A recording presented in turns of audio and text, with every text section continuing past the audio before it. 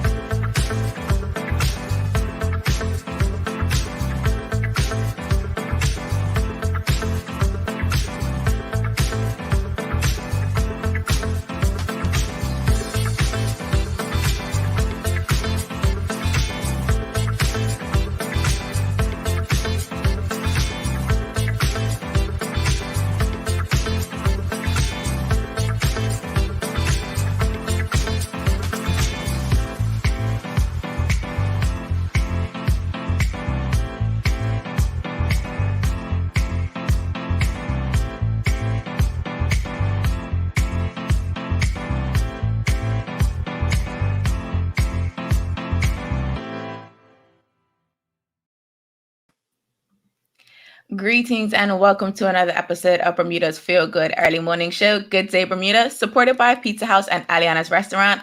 I'm Terri Tuku alongside Jacky Lambert, and we are ready to bring you some feel good vibes this morning. Our feel good topic of the day is the importance of cultural experiences that are uniquely Bermudian.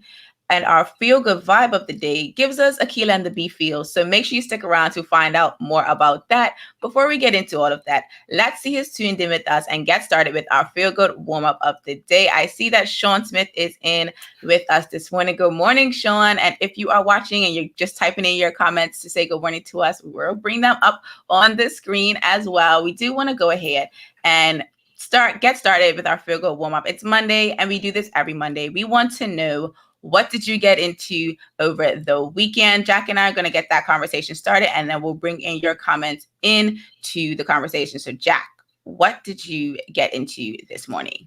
Or not this morning, this weekend. This morning? I got into my seat, Nova. No, I hung out by my pool, so I did a little swimming, had a few people over, and then yesterday I was on a boat for a friend's birthday, so lots of sun. Jacky got her vitamin D over the weekend. Good morning to you, Michael Anthony Mustin. Welcome, welcome, welcome. Thank you for joining us bright and early over here on Good Day Bermuda. Jack, let's talk about how much sun you got, and are you tired? I am, but it's a good thing. Like it was for good reason. It was for good reason. I had a good time. It wasn't like I was just out there baking, picking up trash, which is like. That's also a good thing, but yes, I get it. KBB, guys, KBB. But it wasn't like, torture. It was a blast. And I wore hats. I had my sunblock on. Okay, I was going to say, did you wear your sunscreen? Because early in the summer, you were like failing with the sun care routine. It was definitely a struggle. I kept forgetting to reapply. I was having too much fun. But yesterday, I had my hat on, had my shades on. I was going inside the cabin, getting some shade and AC to cool down. Was the AC working? Kind of. Okay, because sometimes like boats have the AC, but it's like so hot here in Bermuda that it's like you might as well just turn that off and save gas. Yeah, it was kind of working, but everybody was in and out. So though it was cooler, it wasn't as cool as I'd hope. I totally get it. Good morning to you, Carmen Mitchell-Jones. Thank you for watching us. So tuning in bright and early with Jacky and I. Michael Anthony Mustin says, it sounds like you were having a good time, Jack, which I totally agree, Michael. I think Jacky was having the best time over the weekend. I'm surprised I have a voice. I was singing all these songs. I was messing up all the lyrics. I was just that's like, what you're supposed to do. Yeah, like I feel like that makes the experience that much better. Like they'll be like, Jack, that's not the words. It's my words. I made this song up even though I didn't write it. It's still my song. And remix. Absolutely a remix. So as you're joining us into the conversation, let us know what you got into this weekend. Jacky shared that she got a lot of vitamin D over the weekend, which is great. If you didn't get your vitamin D over the weekend, today is another day. You can get some vitamin D and you don't have to go out for as long as Jacky did, but definitely make sure you get some vitamin D in your system today. For me, Saturday was really low key and quiet. I think the most I did on Saturday was go to Aberfeldy to get some potting mix for my new plant. Well, it's not a new plant, it's an old plant that now I just had to repot because I bought it like 2 weeks ago. Nonetheless, some leaves came off of that succulent and I was scared because I'm like, oh my gosh, this is supposed to be a pretty easy plant. You can't kill the plant, Teresa. Don't kill the succulent because then you would have a brown thumb. So I definitely got my stuff. So my plant is looking decent. It looks healthier. It was leaning at first when I potted it. And over yesterday, it started to like get a little straighter because this particular succulent, I don't know if all succulents do that, but when I was researching it, they said it'll grow towards the sunlight. So if you see it leaning, just turn it so that the other side that's leaning away can, get a little sprucing. That's like all plants. And I was like, wait, this sounds like regular information. Like, shouldn't this just be the disclaimer for plants? Like, if you see it leaning, just turn it towards the sun. Like, okay, whatever. That's what the internet said, and I believe the internet for that particular piece of information. And then yesterday I worked out for like 90 minutes with two of my friends, and these two guys are like, I don't know, they're just doing too much. They're doing too much. We did like a mile and change run to Horseshoe. We did Kilimanjaro the first lap, which I think was too much, but I guess we got it out the way because we did do Kilimanjaro after that. Did the length of Horseshoe twice, came back to like, the parking lot right there between Work Long and Horseshoe. And then we did this circuit of like full body workout, and I can feel it now. I didn't feel it, well, obviously I didn't feel it yesterday, so I just did it yesterday. But I definitely feel it today in my shoulders. Not so much in my abs, because it takes a lot for me to feel it in my abs. Like I have to do it like at least 50 reps for me to be like, all right, yeah, that really burnt my abs. And I think I needed like 30 or 40 yesterday ab work. So that didn't really do too much. But the shoulder thing, because I'm gonna show y'all the video of what I tried to do. Not today. I'm gonna get it next week Sunday and show y'all what it was, because this was intense. Like even for me, I was like, I don't know, but for me that was a lot of sun. Like normally I just do my run and then I'm done. I'm thinking about Kilimanjaro and I'm just like, absolutely. I don't like hills, like running hills as it is, and then you add sand, and I'm like. And the sand adds a bit of resistance, but it also makes it very difficult to deal with. Like, because then you're like, I don't feel like dealing with this anymore, whatever. So that's what I got into this weekend. Oh, wait, I did do something else on Sunday, but I'm keeping that hush-hush because it's a pretty dope project that I'm working on. So when it's released, I'll share all of the details with folks. But it was really dope. Just a conversation that I had yesterday was really, really amazing. So shout outs to all the folks that I had that conversation with yesterday. Stay tuned for more info. I'm ready to hear. And you will. Everyone will definitely get a chance to hear it. I think it's going to be really dope. If you're just joining us, let us know what you got into this weekend. Jackie and I just shared our experiences over the weekend with you. We'll bring your comments into the conversation. We are actually going to take a quick commercial break before we get into our feel-good topic of the day, which are cultural experience right here on the island of Bermuda. So do make sure that you stay tuned for that. Same smooth sounds, different name. BCG Radio, home of Bermuda's most engaging morning talk shows, The Daily Hour and Good Day Bermuda. Download the app, available for Android and Apple devices. BCG Radio, your station for conversations and entertainment.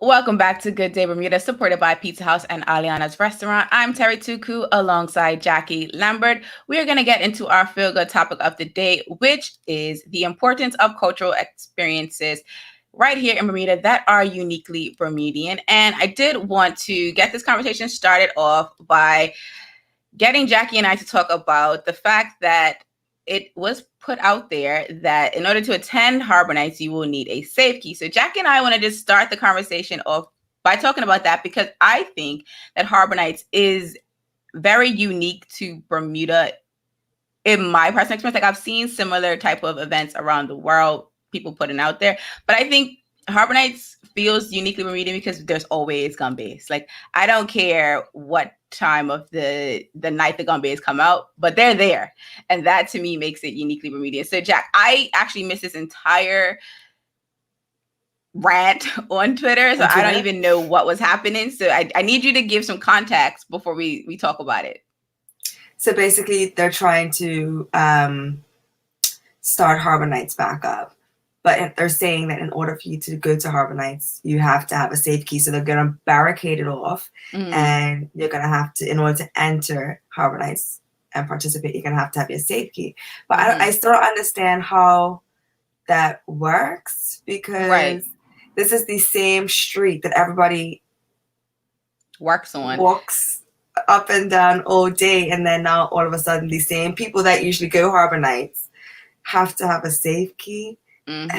So before we actually continue with that conversation, I did want to bring in what Sean Smith did over the weekend. He said, being that his son was on quarantine, yes, we remember that, we watched England lose and the Black Widow movie. So Sean, first of all, never mind. He said both were disappointing, because I was going to ask, can you tell us about the game and the movie? So we take that as a note. They both were disappointing. Okay. Well, I didn't see England lose it this last weekend. I saw them. I think they won the game that I watched them play. But okay, so England lost, and the Black Widow movie is now something that Jackie and I need to go rush and watch. Duly. And that's what I was excited noted. for. Duly I was like, noted. Black Widow's out. Oh, that's so upsetting. Like, I've seen some people talking about it too. So Jack, don't rush. Tonight. Don't rush. I mean, you can watch it tonight, but don't be as excited as you probably were. Jack's face is definitely saying, Sean, you killed the vibe. It's okay though, Sean. I'd rather you tell us that Jackie watch it and then come back and say, Sean, you didn't say anything. So yeah, that's great. I'm happy. I'm happy at that. But at the same time, I'm like, I've been waiting for so long. The anticipation. And now you're like, it's not going to be what I thought it was. That's okay. So let's switch gears back to Harbor Nights. So, okay, apparently you will need a safe key to attend Harbor Nights. Let us know in the comments, what are your thoughts on it? If you even heard about that before, what was your initial, reaction to it? If you've never heard that, if you didn't even know that that's a possibility around Harbor Nights, let us know your thoughts on it. Because, I mean, we do know that government is trying to do their best to continue to manage the coronavirus as best they can. They're definitely trying to make it so that the economy can continue to flourish and, so that we can keep people with jobs. So I feel like I get the Safe Key initiative idea. What makes it awkward is that Harbor Nights has always been like this free flow event. Like there's never been an entry. There's never been an exit point. It's always just been, a free flowing event. So it's going to change the experience that is Harbor Nights, which in Rona's 2021, it's definitely to be expected. I just think it's going to be interesting to require it, because a lot of those businesses stay open later in the evening or past their normal operating hours because of Harbor Nights. So it's like, if you have a customer that is not a Safe Key customer, like, what do? You just kick them out? You just have them escorted out of the grounds? Like, how do you think it's going to change your experience of Harbor Night, Jack? I don't think that they're going to do it. I feel like they're going to have too much pushback. Like, they're going to see that it makes no sense. Because, like you said, I get that they're trying to do certain things to keep it safe, but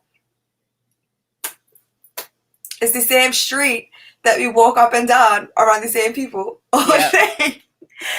And then obviously some of the restaurants don't use the Safe Key. Some of the businesses don't use the Safe Key. So, I mean, you're doing it for the children? I don't understand. And even that's questionable and confusing, because it's not mandatory for anyone to use Safe Key right now, except for, not except for, but it seems like large group events will be the ones that are requiring a Safe Key, which, okay, you get when the nature of the event is supposed to be closed in, because then it's like, all right, that makes sense, because we can control, or we know the entry and the exit point. So we can kind of say, okay, in order for you to get into this event, you would need a Safe Key. Cut match. That makes sense. Harbor Nights feels, and most people don't even know they're going to Harbor Nights until the Wednesday of Harbor Nights. Like, until that day, oh yeah, I'm going to go Harbor Nights after work, or, oh, you are going to so-and-so restaurant. Okay, I'll pop by after the fact. So it's like, it's really, I can't even conceptually understand that. So it's like, I don't even know how practically it's going to work. So we have some comments coming in. Shay Renee says, what about the employees who don't have safe key? No one would bother to go and the businesses will possibly suffer. I totally agree. We have another comment from Carmen Mitchell Jones, Jack. I see the management of people being a nightmare. Will the vendors be more spread out? Will there be less people? Yeah, it's so many questions, right? Because it's like most of them are already spread out, but not that much because they're spread out to accommodate the lines in my mind. So you have Snowy's that always has a long line. You have the Portuguese donut. That's usually where I am. Just waiting in that line for the Portuguese donuts. Usually where I am. And then the other mini donuts. Like there's certain places that the lines are jam-packed. So. And then even talking like to Carmen's point, like if the vendors are spread, I mean, Harbor Nights is spread out, like you said, naturally. So how much more can you spread out the vendors in such a way that it's going to make sense for you to have spread out customers? Because it's really the customers, right? Because the vendors were practicing physical distancing before this was even a thing. Yeah. So they were already doing that. It's the question around the customers who have fatigue from having to follow all of the restrictions. It's an outdoor event, which Michael Musson said it's an outdoor event, so it makes no sense. So there's like all these other pieces around Harbor Nights that it's like, but it's just like the ideal event for you to have not less restrictions, but you don't have to be as focused because most people are going to be policing themselves anyway. Like, yeah, most people are like, you're too close. Like, can you back off? Like, or they'll just move if someone comes too close to them, or they'll put their mask up if someone's like, talking and they're like low-key spitting. Like, people will like do whatever they need to do. I think so. Yeah, actually, I want to bring this comment in from Sheldon Jones. He says, Safe Key Harbor Night seems like a way to find a use for Safe Key. It's an outdoor and public event in a high traffic area. What's the point? I feel like they're reaching to use Safe Key and continue to test it out because they didn't trial it properly. It was like trialed for like, 7 days? If that. Maybe. Like, it was the St. Regis event, and then we had the restrictions lifted that following Sunday. So then it was like, oh, but you don't have to use Safe Key anymore. I was like, that's not smart because we don't even know how to get the process of Safe Key properly. We don't know how to get businesses to feel comfortable about using Safe Key. So why don't we just continue using it for indoor dining until we get to a place where we don't necessarily are needed indoors and we can then use it at, these large enclosed events. But even even Cup Match is low-key an outdoor event. So it's also one of those events where it's like, do we really need a Safe Key? But I'm not going to get into that. We have this question from Sean Smith Jack. Is Harbor Nights going to be exempt from the large gathering restriction? That is a great question. Because Cup Match is. And then who applies? So if you know in the comments, who does Harbor Nights? Like, is it the city or is it City of Culture? Okay. I could be wrong. So let us know in the comments if you know. We actually Jack and I are gonna share our experience of our private tour of the city of Hamilton that we did a couple weeks ago now, but we're gonna share that with you tomorrow. So do make sure if you're interested in that you make sure you tune in with us tomorrow morning. So we have this comment from Michael Anthony Musson. He says they're trying to prove a point with Safe Key. So Michael and the audience, what point do you think they're trying to prove with Safe Key?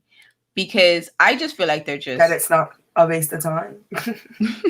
That it wasn't a waste of effort, that we need Safe Key. So Michael says he's pretty sure the Chamber of Commerce puts it on. Okay, that kind of makes sense because it's a bunch of vendors. So that totally ties. That I get it. That actually sounds much better than what Jackie and I thought. I really thought it was the city of Hamilton because they also did that other... what was their event? I know you're talking about the food festival. I don't know if that's the real name for it, but it was like a food vendorship thing. Yes, I remember what you're talking about. But Sean Smith confirms it is the Chamber of Commerce that puts it on. Thank y'all for that, because Jackie and I would have out here telling y'all City of Hamilton does. I thought it was a city because it's in the city. Like anything that's in the city, I think the city does. City of Hamilton.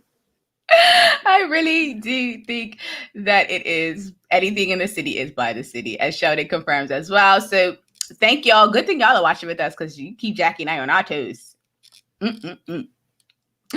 We have a comment here from Michael Anthony Musson. He says, yeah, that the money they spent on developing it wasn't a gigantic waste.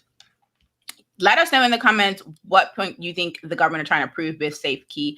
I kind of agree with Michael, but I also feel like the intent of SafeKey, personally, I think made sense. I really think it made sense. I really think the idea of trying to get us to a place where we can have outdoor experiences and even indoor experiences that are not as restrictive was a great idea. Unfortunately, they didn't trial it long enough, especially in Bermuda. Like, it was like 3 events. If that, and then so Shay Renee says, SafeKey is another disaster, just like the We Help Bermuda app. The We Help. We can talk about We Help. So let us know in the comments, what are your thoughts on We Help Bermuda, and how do you think that can assist us with these experiences that we have on the island? Because so the reason why Jacky and I really want to talk about this is because Bermuda doesn't have that many experiences that you can kind of get excited about. Like, very few, far and in between do we have events where you're like, yes, I want to go to that event. I've prepared for the entire weekend, or I have my outfits, and like, not like I'm getting my outfit for May 24th, although that's a thing, but it's like I'm really ready to have this experience. And when they get taken away or they're watered down in such a way that you don't want to experience it, it's kind of like, well, what else do we have to do? And I think that's why talking about these apps is actually interesting, because these apps were supposed to help us get to a place of, okay, well, we can do Cop Match again, or we can go to the grocery store without feeling like it has to be a certain amount of people because we got the We Health app. And if there's so we have a question here from Sean Smith. He says, what is We Health Bermuda? So We Health Bermuda was an app that was pushed out. I don't think we developed it, but we kind of got it from an organization, and the intent, and then we kind of did some more things to make it Bermuda. It allowed for, if someone did test positive and your device was near that person within, I guess, a span of 24 hours or 48 hours or something like that, the person would be able to put into the app anonymously that they tested positive, and any devices that were near it within a certain time frame, they would get a notification to say you have possibly been exposed to someone who tested positive. Then it would recommend, obviously, that you get tested. It wasn't such that you could tell, like, if you got a ping, you couldn't, that ping didn't come from someone that just put it in like right next to you. There was a bit of delay, and there was a lot of conversation around privacy and, making sure that I couldn't tell if Jacky put in her information into the We Help app, that I couldn't tell it was Jacky that put it in. So there was a lot of conversation around that when they first talked about We Help. SafeKey, on the other hand, it didn't get the same kind of privacy consideration in the beginning, which I'm hopeful that maybe that's why they're trying to do SafeKey in the Harbor Nights and definitely the Club Match space, that they can kind of trial or check on that privacy issue. Because I think for me, the biggest issue around SafeKey was the privacy. And I'll be quite frank, because I don't want to know anyone else's status, whether they're vaccinated or unvaccinated, whether they're positive or negative. And SafeKey, it glaringly had, you could tell someone's status because it had an expiration date, and they differed for vaccinated versus unvaccinated in the beginning. So I'm hopeful that this second phase staggers it and or makes it such that you're just reminded to get tested if you are an unvaccinated person, whereas if you're vaccinated, you have an expiration date, but we both have the same expiration date. I think for me, that would be something that I'm hopeful for. So I want to bring in this comment from Sheldon Jones. Jack. SafeKey provides the optics that something is being done similar to temperature checks. It would have been better to provide more education, testing sites, and safety precautions. Totally agree. What are your thoughts on it, Jack? Why do you think We Help didn't get as much love, and why SafeKey is also not getting as much love? Well, the We Health app, they didn't actually use it. I mean, full disclosure, I had COVID. They called me. They went through the whole thing, but the process is not flawless. So I was proactive. The day I wasn't feeling well, I started to tell everybody that I had been around, I'm not feeling well. I'm going to get tested, just to let you know. If you feel any type of way, you can go and get tested as well. Went, got tested, came up positive. As soon as I got my results, I called everybody I had been within 15 feet of, even if it was for 5 seconds. I still called everybody to let them know, because some people have vulnerable family, and I don't want to be the person that was negligent and waited for somebody else. If I've been around you in the last few months, it's because I'm close to you. Like, I'm not getting around strangers like that. So I'm usually around people that I'm cool with. So I notified them so they could notify, their other people as well. And nobody else actually tested positive. It was literally just me. Okay. And of course, that's I'm a still blessing. trying to, and I'm still trying to figure out what that's about. But I didn't get a phone call for 7 days after my positive. And then I'm still waiting for them to give me the code to put in the WeHealth app. So you never even got to use it?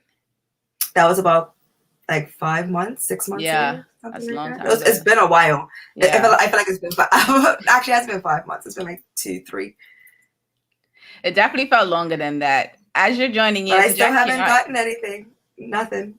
And that's funny. So as you're joining, I just want to remind the audience that we are talking about SafeKey and the WeHealth app, and just like, do we even see the point of it now? Have you had to use it? Have you seen its benefit in your life? Jacky just shared her experience with testing positive and the fact that she didn't even get a chance to use the WeHealth app. So it's also kind of disappointing that you didn't get to use it, because I actually had a thought. So yesterday or this morning, I looked at my Bluetooth is on my phone. I don't have Bluetooth headphones. So I honestly, every time I see it, I try to like, oh yeah, I should turn this off. And then I'm like, oh no, WeHealth. But then I'm like, well, if I know someone that didn't even get a chance to use it, do I need to keep this thing on my phone? Like, am I just better off watching the press conferences?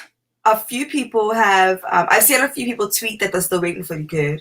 I have spoken to a few other people that have tested positive, and they said, yes, they want to use the WeHealth app, like, so get somebody to contact me with the code. And I'm not sure who this person is, but if they still have a job, that's amazing to me.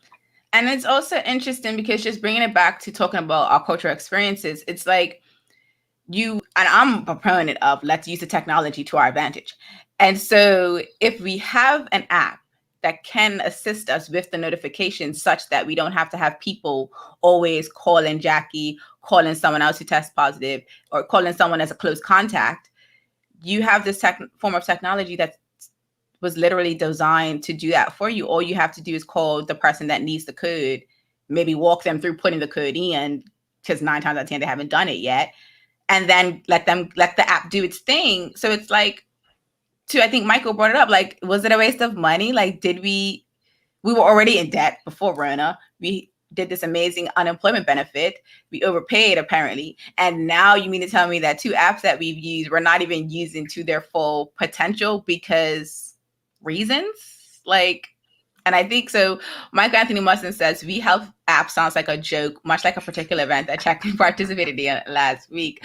We will definitely leave the event that Jacky participated in alone. But I definitely agree that, it's unfortunate because we want to be able to experience our island the way we have always. Well, not always, because some people haven't always experienced Bermuda in the best way.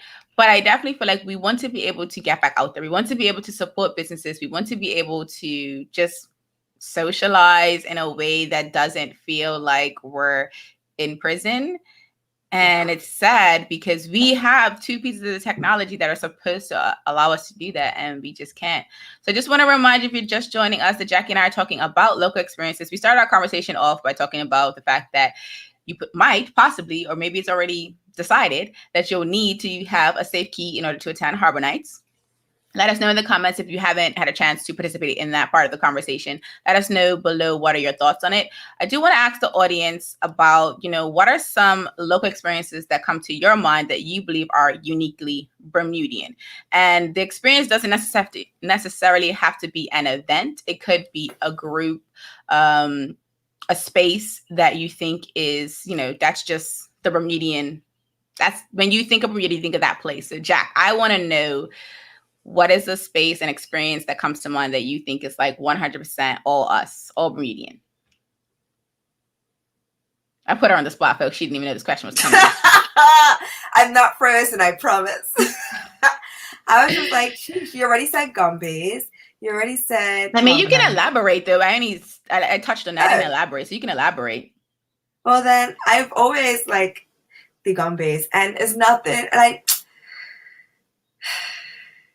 it's not an experience that most people would think is like, yeah. But flying back into Bermuda on that plane and seeing our island and our beautiful waters, and I'm just like, and I've traveled, guys. Yeah. I have traveled, and I've realized that Bermudians are beach snobs and water snobs. So like coming back in and seeing our water, it's nothing like. I almost cursed. Bermuda is so beautiful, and that is actually one of my favorite experiences. Flying back home and just taking that scenery in.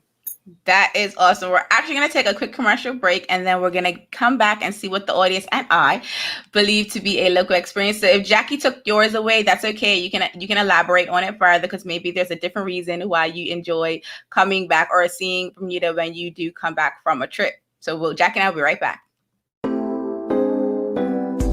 Same smooth sounds, different name. BCG Radio, home of Bermuda's most engaging morning talk shows, The Daily Hour and Good Day Bermuda. Download the app, available for Android and Apple devices. BCG Radio, your station for conversations and entertainment.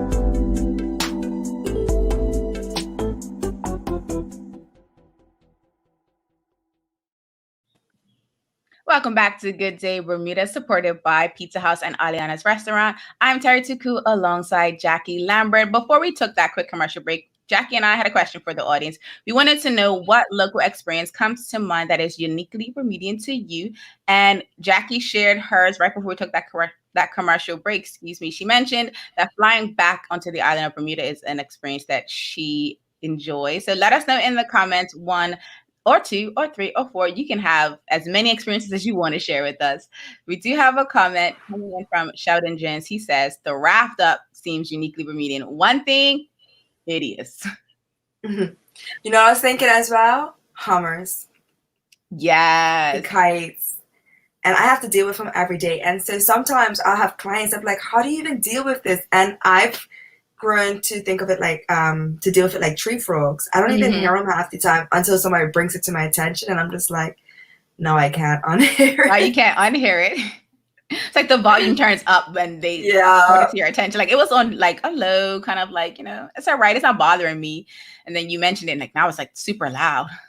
And then you look up and you're like, 1, 2, 3, 4, 5, 6. And you know why. You know why the sound is so loud.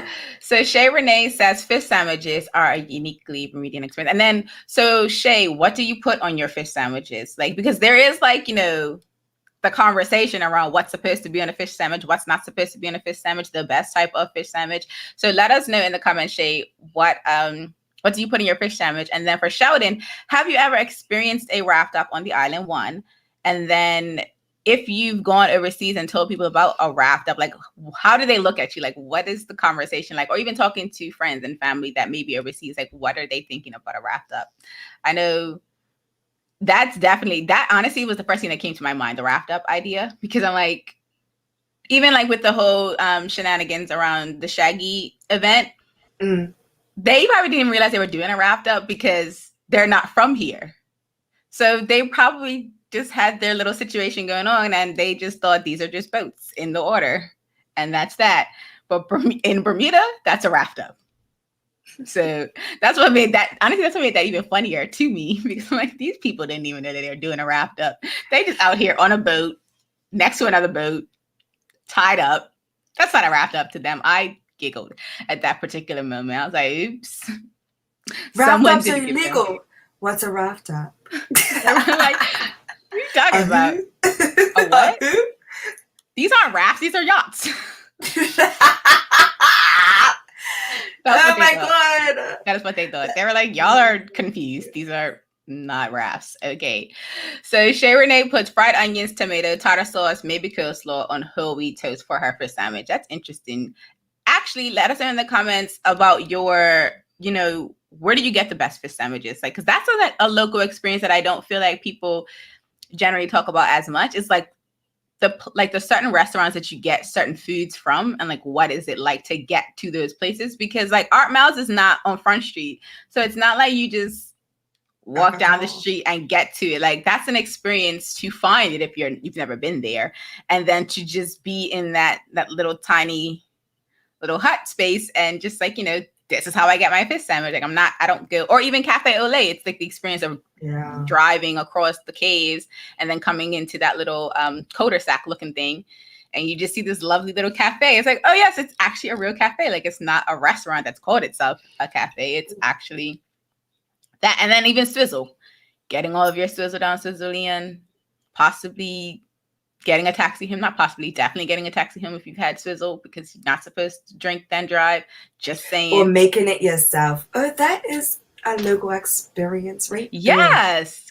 Going to, your family's homes to enjoy those things. So Shay Renee says she usually gets hers from Granny's on North Shore, but always local. Okay, Granny's on North Shore. I'm assuming that she means her granny.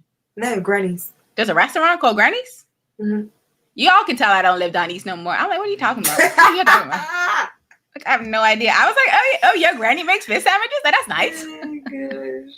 That is hilarious. Okay, so right before we get into our feel good vibe of the day, I will share that I think, so for me, the experience that is, uniquely Bermudian would definitely be the gumbays. I feel like, and how they come out on certain events, like for Boxing Day, and then like, there's other certain events where you just hear them out of nowhere and you kind of forget culturally why they're doing it until you're like reminded, why they're actually doing it this year, or why they're pushing so hard. Like even last year, they were pushing so hard to be able to do, I think it was Boxing Day. They were trying to do,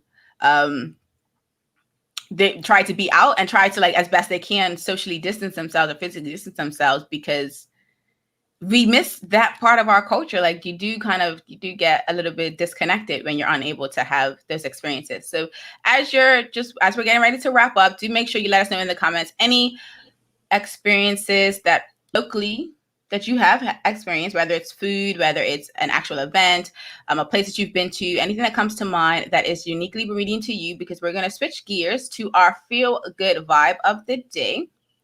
And so as I mentioned earlier in the show, when Jackie shared that video with me, it gave me immediate Akeelah and the Bee vibes. If you've never seen that movie, put it on your watch list. If you haven't seen it for a while, put it on your watch list. I'm going to go ahead and bring in our feel good vibe of the day. Spelling bee champion. The word is Maria. It's a genus of tropical Asiatic and Australian trees having pinnate leaves and flowers with imbricated petals. Maria. Maria. Does this word contain like the English name Murray, which could be the name of a comedian, or just the English name in general? I don't see that here. Bill Murray made the spelling bee. Maria. That tells you she's on the right track, though. Wait, what is the language origin? It's formed in Latin from a Swedish name. Maria. Murraya. That is correct.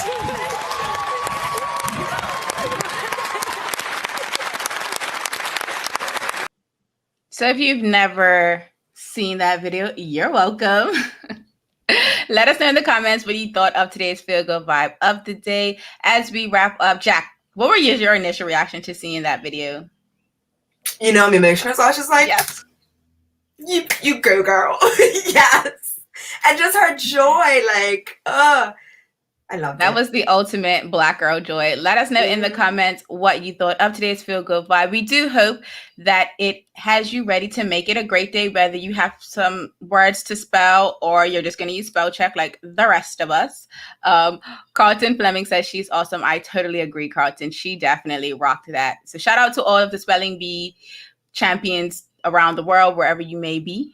Thank you for watching this episode of Good Day Bermuda, supported by Pizza House and Aliana's Restaurant. I'm Terri Tuku alongside Jackie Lambert. We trust we will see you tomorrow for another feel good conversation. Same time, same place. Until the next episode, peace and have a good day, Bermuda.